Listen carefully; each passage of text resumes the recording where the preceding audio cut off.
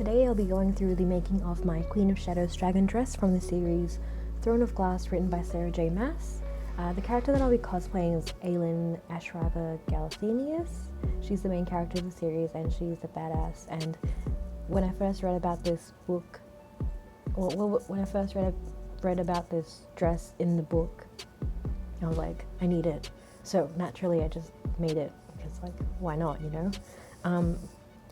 Here you can see me laying out the pattern that I made for this dress, which I repurposed my patterns from my Rowena Ravenclaw gown. The way that dress was, if you look on my Instagram for pictures, it flares out and it's got a lot of volume on all the panels involved. So what I wanted to do for this one, like going off like the one reference picture that is on the back cover of the book, what I wanted to do, or I could see, was that it was like a straight down column dress with full sleeves and a high collar.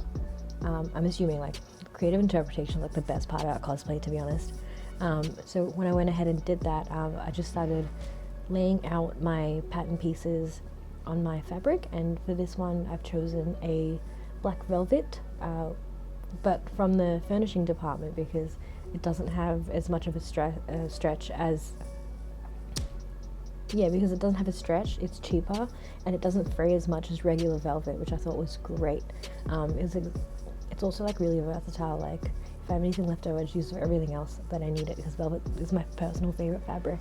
I'll go into detail about how I made the pattern in another video, but here you can just see me cutting out all the pieces. So all up I had about 5 or so, center front, center back, that were cut and fold, and then I had 2 panels for the sides, front side and back side, then the sleeves and the collar. But with the collar I just cut it on a bias and kind of folded it over, since half of it was going to be covered by the wig anyway. Like if you're going to do it with like something other than a velvet, I recommend just kind of actually getting like a proper pattern piece for it.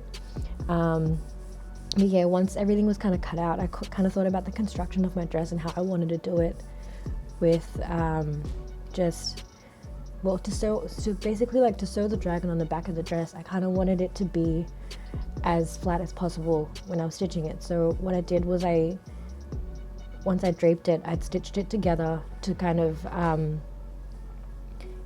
so it was like I stitched in the side zip that's on the left and the 2 like in the center back and the other side, because I knew for a fact that the dragon that I have, it was going to go over the center back panel, so I needed to have those pieces in place to kind of see how much space I was going to take up. So here I am just kind of like draping it onto my mannequin, to like, it's roughly my size, so I know how much to like take it in if I need to or not. And one thing that you might see is I actually did put a fold in the center back because it was too big, almost by like 2 or 3 inches.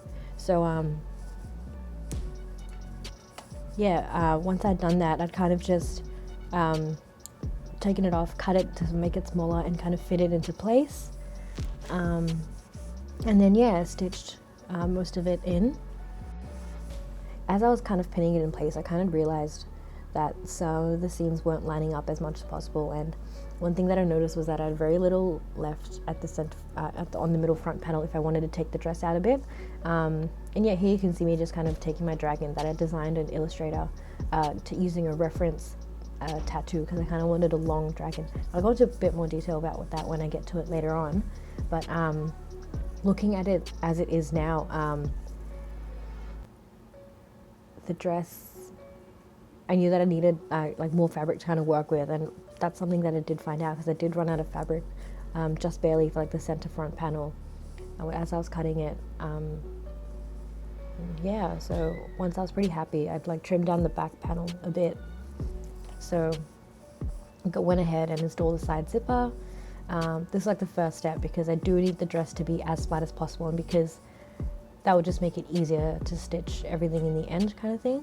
So as like the zipper would be like the hardest thing to do once I'd stitched the whole dress in. So that was the first step, and then it was stitching together the side panels. Then it was stitching together the center back panel to the back side panels. yeah, and then that was when I could figure out if my dragon needed to be reworked a little bit to kind of fit in shape, if that makes sense, to fit in the area that I had, because it was a pretty long dress and it does go all the way to the floor. Off the top of my head, it was about 1.5 long. So yeah, I am pretty short. So that's kind of how long I needed my dragon, and I had like mathed it out in Illustrator, but obviously like I thought it was too big, so I'd taken some pieces out, and then going back I had to like add in more pieces and then do another reprint, and in the end the dragon just wasn't holding the shape that I needed it to. So I'll get to that part in a minute or so. So here I am with the dragon that I designed in Illustrator. I'm just placing all the pieces out to stick it together and to kind of suss out how big I was going to need it. What I did find was that in terms of width, so this is basically A4 pieces of paper. So in terms of width, it was there, but the length was falling short by a good 30 or so centimeters, which I wasn't quite happy with. Like knowing that I could push it, I just knew that it would look more proportionate if it went all the way to the floor kind of thing. There were a lot of other elements of this dress that I couldn't/didn't bother adding when I was working on it in Illustrator, purely because I can freehand it. Like I just needed like the top half of it to kind of base the dragon off, and in the end that's kind of what I did. So once I had this all laid out, I placed it on top of my dress at this stage, and to kind of figure out what was missing from there and what I needed to kind of to see what was lacking pretty much in terms of that dress. So here you can see the piece I've stitched together and placing the dragon on there. So in the end what I did was I added like a tail feather thing with like after I traced my dragon out onto some tracing paper and made the adjustments that I needed it to be that much longer. I traced I added like a fluffy tail kind of bit, and another squiggly line, and made it a bit fatter so you could actually see it. And for the dragon, I actually ended up using like this lovely satin in like a coppery orange, like yellow copper kind of color.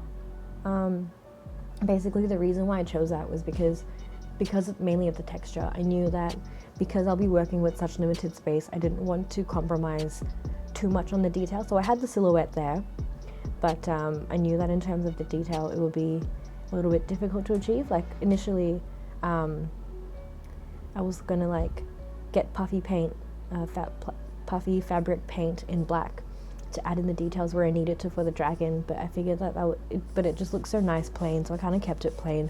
Hashtag spoiler alert. But yeah, so here you can see the gold satin that I got, and I'd interfaced it at the back to give it a bit more strength, and I used one which had a bit of a weave in it because it was a stretchy fabric a little bit, and just kind of going with that. The interface needed to have that bit of stretch as well. It did make it easier to stitch in the end because it added a lot more thickness to it, which was quite nice to work with.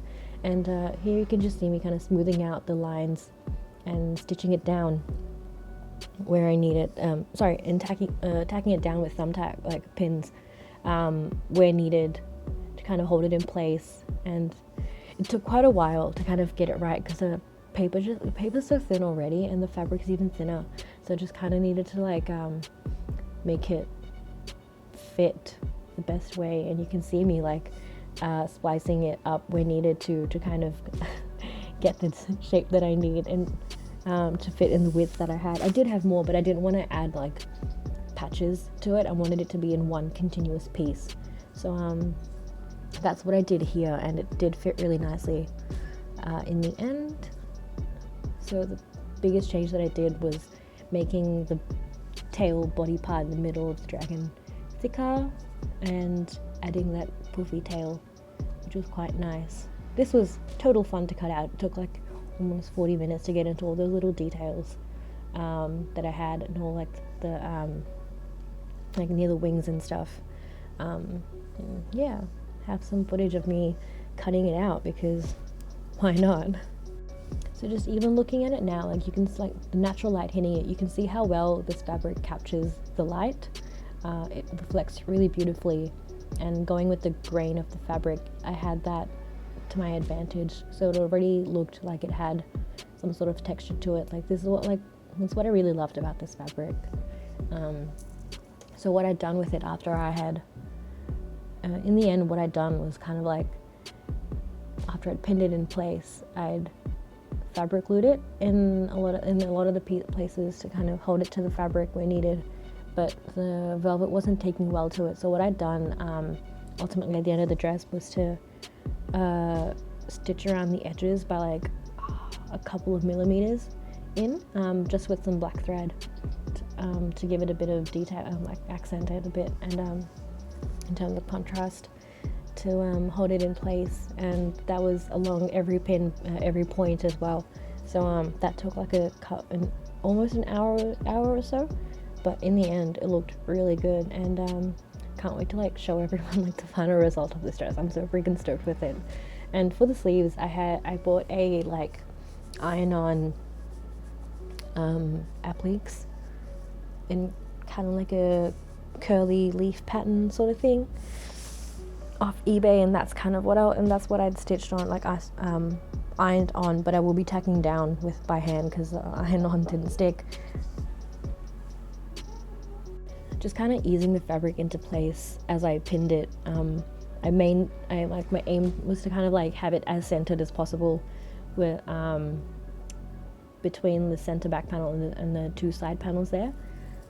After this step, I kind of just stitched the rest of the dress together, pretty much. And I don't have much footage of that because that was pretty straightforward. Like there was no details there. I just kind of wanted to show everyone how I put the back together. And yeah, it does make a lot of mess. There was lots of fabric to clean up, lots of threads, lots of little bits of fluff, because the fabric did fray in some places, the gold one.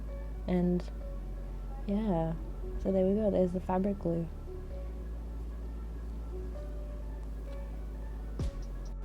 So in the end, this dress took about a day and a half to make all up, just spreading it out over a few days.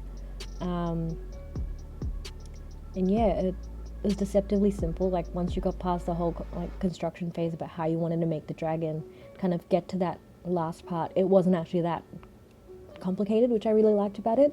So it looks really like nice and regal and everything. You're like, whoa, damn, cool. But at the end of the day, it's not actually that complicated, which is quite nice. And again, because there's like not much details about this dress, it was like full creative interpretation how you want to make it. So I chose what I felt was most empowering, or what felt most pretty much empowering for me. And to me, it was the detail on the back of the dress that stood out more than anything else. So that's kind of what I wanted to highlight, and I kept everything else like fairly simple. And yeah, I'll make another video showing how I kind of manipulated the pattern for it, because that was a pretty fun process as well. And yeah, cool. Thanks for watching.